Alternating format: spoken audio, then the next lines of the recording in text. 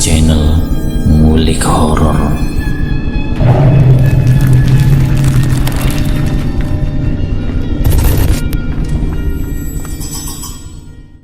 Assalamualaikum warahmatullahi wabarakatuh. Kembali lagi di channel Ngulik Horor. Channel ini menceritakan tentang kisah-kisah misteri. Pada kesempatan kali ini saya akan membawakan kisah misteri yang diambil dari YouTube-nya Ngulik Misteri dan ditulis oleh Edna Villa. Kalian juga dapat mengunjungi YouTube-nya Ngulik Misteri ya. Nanti link saya akan sediakan di kolom deskripsinya. Oh ya, di dalam cerita ini nama dan tempatnya disamarkan semua ya, untuk menjaga privasi pihak yang terlibat di dalamnya. Yuk daripada kita lama-lama langsung saja kita simak ceritanya. Bismillahirrahmanirrahim. Kali ini saya akan membawakan kisah misteri yang berjudul Demi Harta Kutumbalkan Semua Keluargaku. Kisah ini tentang seseorang yang pernah melakukan pesugihan, yaitu tentang salah satu narasumber yang hampir dijadikan tumbal oleh temannya sendiri. Sebut saja namanya Pak Karto dan temannya ini namanya Pak Joko. Pak Karto ini adalah orang yang seringkali mengantar orang-orang yang ingin melakukan pesugihan. Jadi Pak Karto sudah kenal dekat dengan sang juru kunci, yaitu sebut saja namanya Mbah Sastro. Dan kabarnya Pak Joko yang gagal menumbalkan Pak Karto berimbas kepada keluarganya Pak Joko sendiri.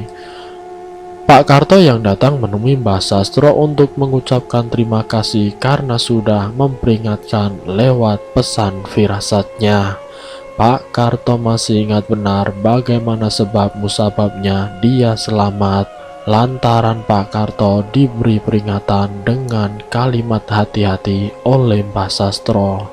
Pak Karto yang memang sudah tidak lagi mau berurusan dengan membawa atau mengajak orang-orang untuk melakukan pesugihan atau sebagai pengantar orang melakukan pesugihan.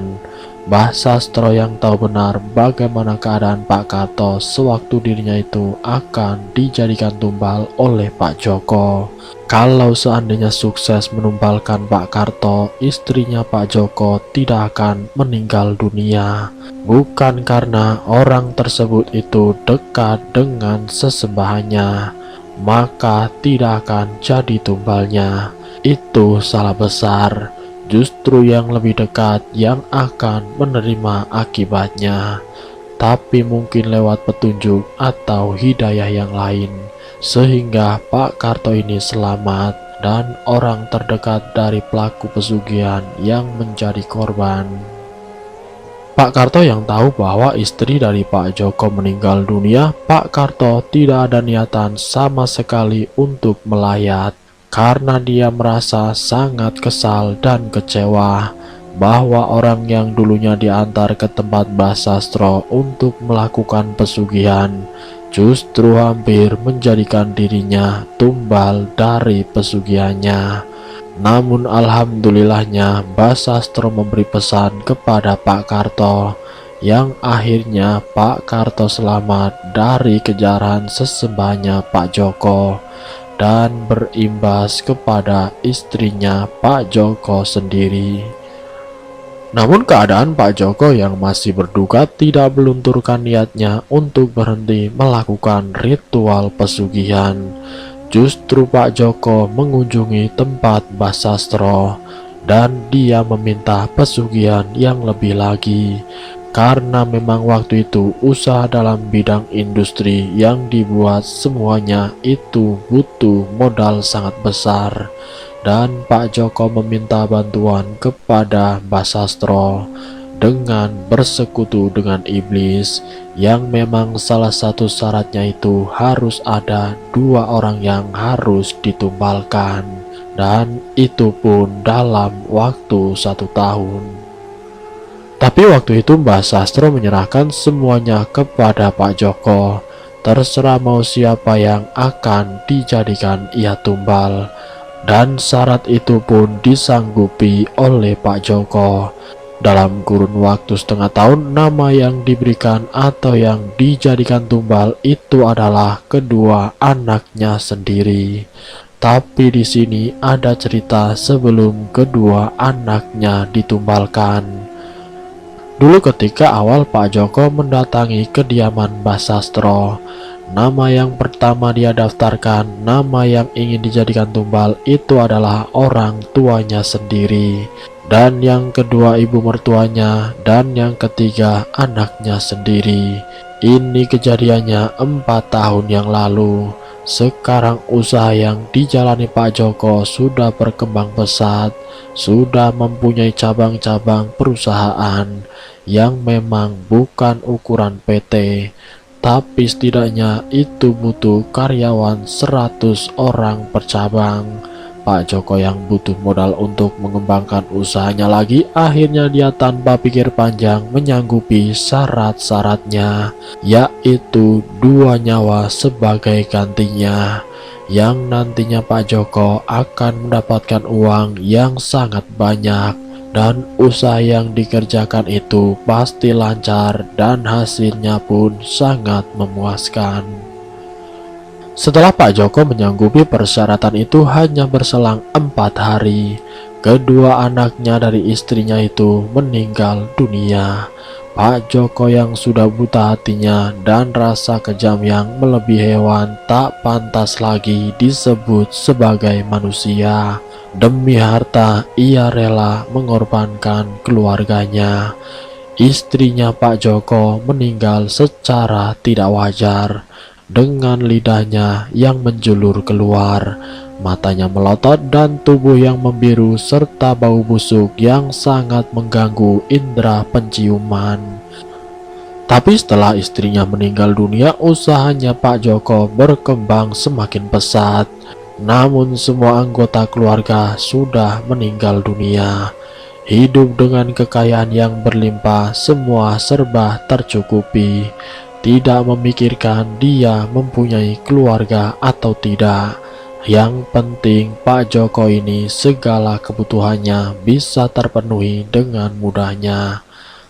Pak Karto yang sangat berterima kasih kepada Mbah Sastro yang sebagai kunjan pun sangat berterima kasih, karena Pak Karto sudah banyak mengantarkan orang-orang datang ke tempatnya. Itu pun mereka selalu datang setiap 3 bulan sekali. Semuanya datang memberikan buah tangan. Mbah Sastro yang berharap Pak Karto bisa berubah dan bertobat. Namun kalau Mbah Sastro sendiri sudah terlanjur bersekutu dengan iblis, entah kapan bertobatnya. Mbah Sastro sendiri pun sudah tahu bagaimana resikonya. Sudah tahu kalau mengikuti aliran sesat akan ada dampak yang akan didapatkan. Sebenarnya Mbah Sastro ada keinginan untuk berhenti, namun dia berpikir tidak secepatnya melakukan tobat karena merasa berat melepaskan perjanjian dengan iblis, melepaskan dengan apa yang pernah ia pelajari. Sudah sangat banyak orang yang sudah datang. Jika Mbah Sastro lepas dari Raja Siluman atau iblis, itu bukan hanya menyerang Mbah Sastro saja, tapi seluruh anak cucunya.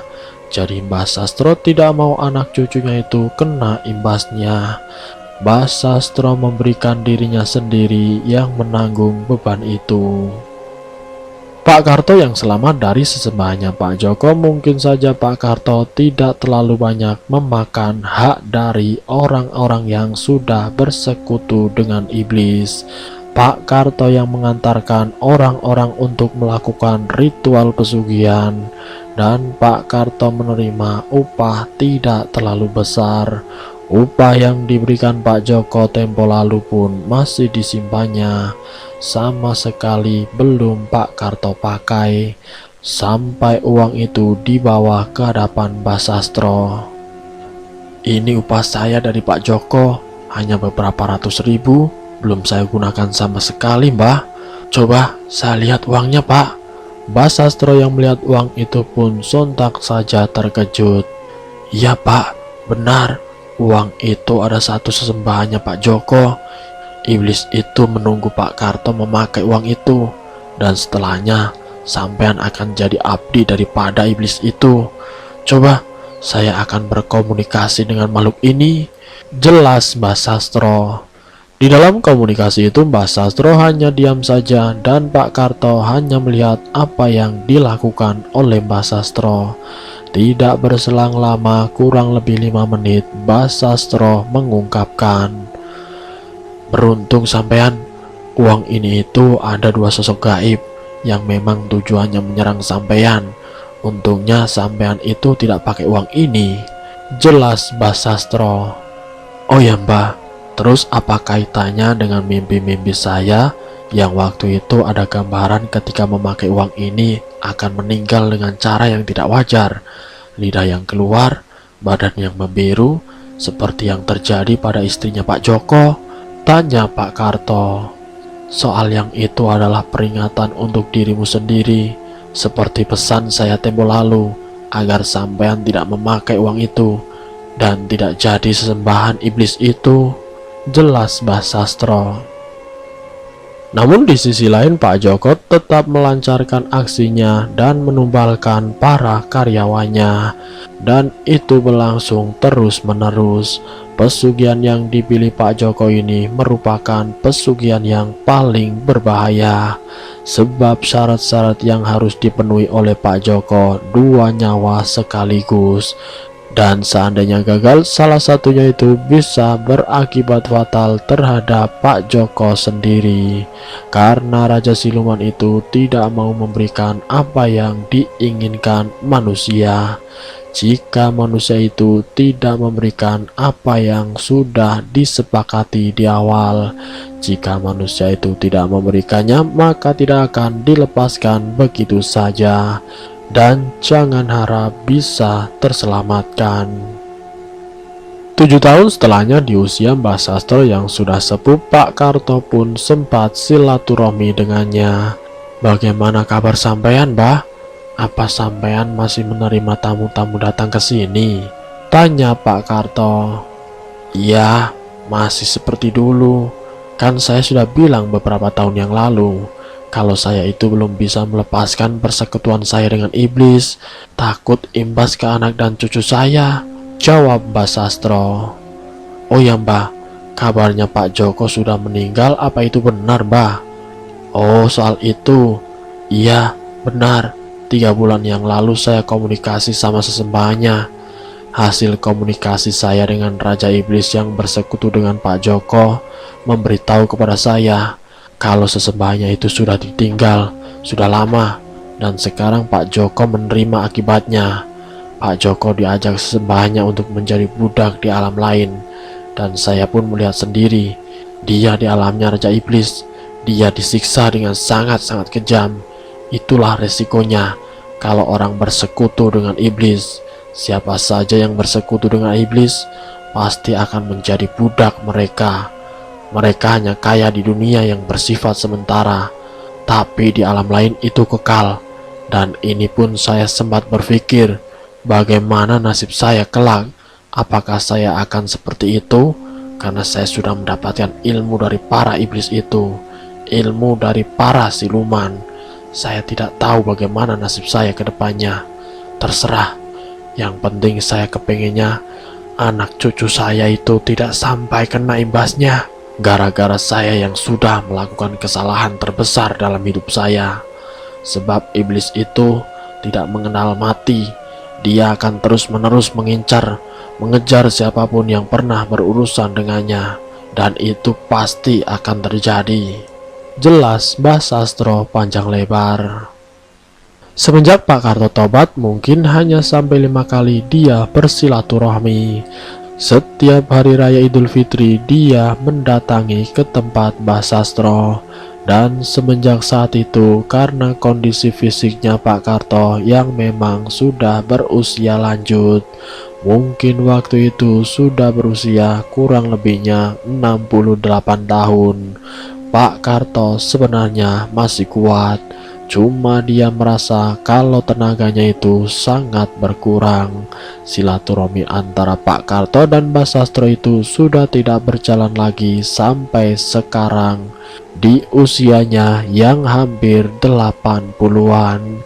Jadi sudah hampir 10 tahun lebih Pak Karto itu tidak bertemu lagi dengan Mbak Sastro. Dan selesai. Semoga dari cerita ini kita dapat mengambil hikmah dan pelajarannya tentang bagaimana hubungan antara manusia dengan iblis, tentang bagaimana persekutuan dengan iblis, tentang bagaimana dampaknya setelah bersekutu dengan iblis, tentang manusia yang berambisi dengan dunia yang bersifat sementara. Dan bagi orang-orang yang bersekutu dengan iblis akan mendapatkan siksaan di alam lain. Semoga kita semua dijauhkan dari hal-hal yang seperti itu. Ambil sisi positifnya dan buang jauh-jauh sisi negatifnya. Terima kasih sudah mampir di channel kami. Jika kalian tertarik dengan video kami, silakan tekan tombol like, share, dan komen. Tekan subscribe untuk mengikuti video kami selanjutnya. Wassalamualaikum warahmatullahi wabarakatuh.